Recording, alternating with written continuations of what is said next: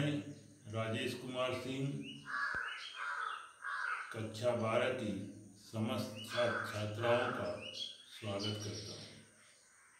आज मैं मैथिली शरण गुप्त द्वारा रचित साकेत की कैकेयी का अनुताप अर्थात कैकेयी का पश्चाताप।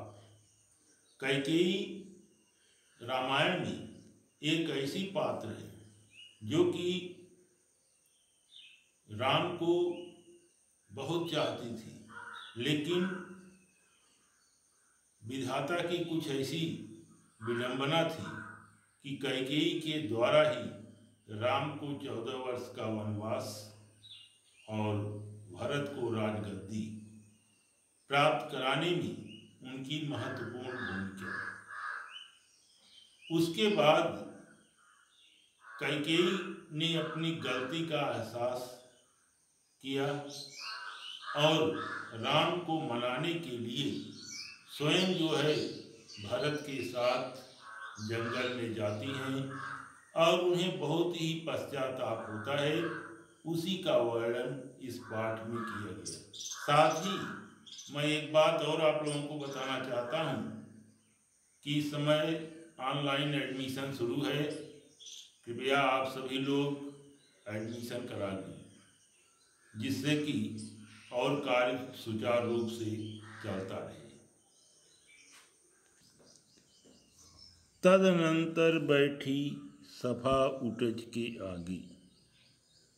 मैथिली शरण गुप्त जी कहते हैं कि कैकेयी राम को मनाने के लिए जंगल में जाती हैं और वहाँ पर जो सभा लगी हुई है उसमें कैकेयी उस कुटिया के सबसे आगे बैठी हुई हैं। नीले बितान के तले दीप बहु जागे। नीले आकाश के नीचे तारे रूपी दीपक ऐसा मालूम पड़ रहा है जग रहे हैं और टकटकी लगाए नयन सुरों के थे वे।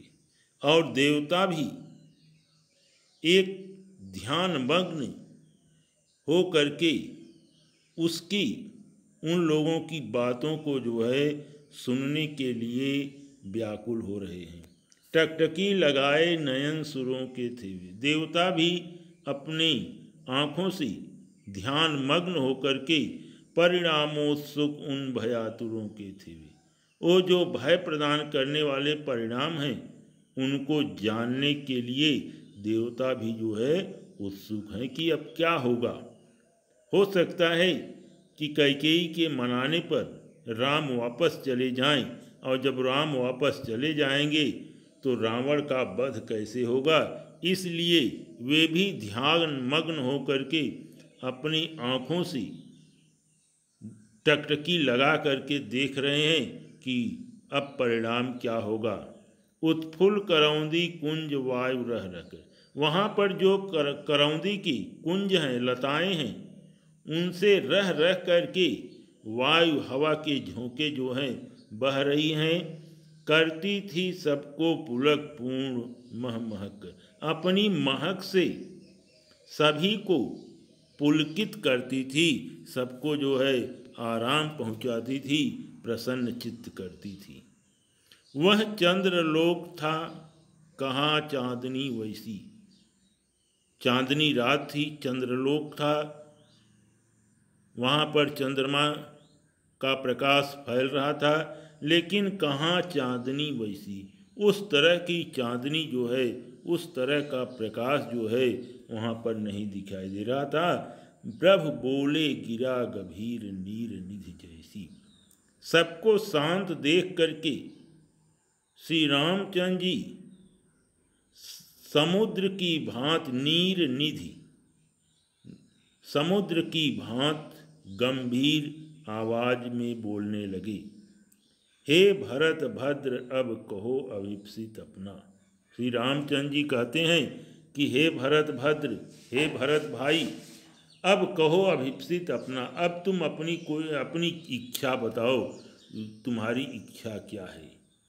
जब ऐसा कहे सब सजग हो गए, भंग हुआ ज्यों सपना। सभी लोग शांत वहाँ पर बैठे हुए थे, लेकिन राम के द्वारा कहने पर कि भरत तुम अपनी इच्छा बताओ, तो सभी लोग सजग गए, जग गए। भंग हुआ ज्यों सपना। ऐसा मालूम पड़ता है कि सभी वहाँ बैठे बैठे स्वप्न देख रहे हैं। सबका अचानक जो है सबके स्वप्न जो है टूट गए और सभी लोग सजग हो गए। हे आर्य, रहा क्या भरत अभिप्सित अब भी। हे आर्य, क्या अब भी भरत की कोई इच्छा शेष है। मिल गया अकंटक राज्य उसे जब तब भी।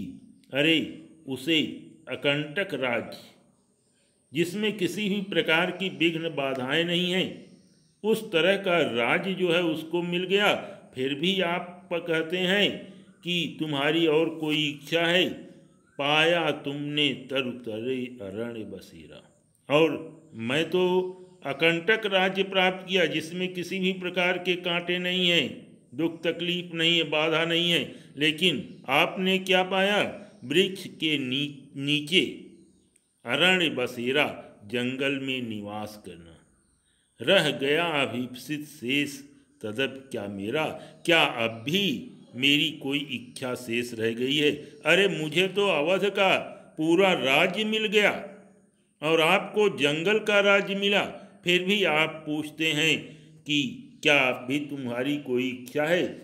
तन तड़प तड़प कर तप्त तात ने त्यागा। आपके वियोग में पिता भी जो है अपने शरीर करके अपने तन तड़प तड़प कर तप्त तात ने त्यागा। अरे पिताजी, आपके वियोग में तड़प तड़प करके रो रो करके शरीर को त्याग दिया। क्या रहा अभिप्सित और तथापि अभागा। क्या इस अभागे की और कोई भी इच्छा शेष है? हाँ, इसी अयस के हेतु जन्म था मेरा। अरे इसी अपयस को प्राप्त करने के लिए मेरा जो है जन्म हुआ था। जो अपयस आज मुझे मिला कि भरत को 14 वर्ष का भरत को राजगद्दी और राम को 14 वर्ष का वनवास, तो इसी अपयस के लिए जो है मेरा जन्म हुआ था। निज जननी ही के हाथ हनन था मेरा। स्वयं मेरी माता के हाथों ही मेरा हनन था, अर्थात मेरी मृत्यु थी। यद्यपि हम जीवित हैं, लेकिन हम मरे हुए के समान हैं। अब कौन अभिप्सित और आर्य वह किसका। अरे हे आर्य, हे भाई, अब भी क्या मेरी क्या इच्छा है और वह किस लिए है। संसार हमारे लिए तो संसार नष्ट है, भ्रष्ट हुआ घर जिसका। पूरा संसार ही नष्ट हो गया है और जिसका घर ही भ्रष्ट हो, जिसके घर में ही ऐसे लोग हों जो कि बड़े पुत्र को जंगल का राज दे दे, तो जिसका परिवार ही नष्ट हो गया हो। मुझसे मैंने ही आज स्वयं मुँह मोड़ा। आज मेरा मन जो है मुझसे ही स्वयं अपना मुँह मोड़ रहा है, अर्थात सभी लोग जो है मुझे घृणा की दृष्टि से देख रहे हैं। हे आर्य, बता दो तुम ही अभिप्सित मेरा। हे आर्य, अब आप ही बता दें कि अब तुम ही बता दो कि क्या मेरी और कोई इच्छा है। प्रभु ने भाई को पकड़ हृदय पर खींचा। भगवान जब भरत ने ऐसा कहा कि तो राम तुरंत अपने भाई भरत को पकड़ करके हृदय पर जो है खींच लिया, अर्थात हृदय से लगा लिया। क्योंकि भरत जैसा भाई और राम जैसा भाई जो है मिलना मुश्किल है। राज्य जो है पूरा राज्य एक फुटबॉल हो गया है। भरत जो है पैर से मार रहे हैं, राम के पास जा रहा है और राम जो है उसको मार रहे हैं, नहीं नहीं हमको नहीं ज़रूरत है, भरत के पास जा रहा है। तो प्रभु ने भाई को पकड़ हृदय पर खींचा। भगवान ने भरत भाई को पकड़ करके हृदय से लगा लिया। रोदन जल से सब विनोद उन्हें फिर सींचा। दोनों के आंखों से इतने आंसू निकल रहे हैं कि जो रो रहे हैं, रोने से जो आंख से आंसू निकल रहे हैं, प्रसन्नता के साथ भारत को सिक्त कर दिया, सिंचित कर दिया। उसके आशय की थाह मिलेगी किसको? उसके आशय की अर्थात भारत के प्रति कितना उनका प्रेम है और राम के प्रति भरत का कितना प्रेम है, इसकी था जो है किसको नहीं मिल सकती। जन कर जननी ही जान न पाई इसको। अरे जिस माता ने भरत जैसे भाई को जन्म दिया और भरत के बारे में वो नहीं समझ पाई, इसीलिए कब कहता है कि जन कर जननी ही जान न पाई।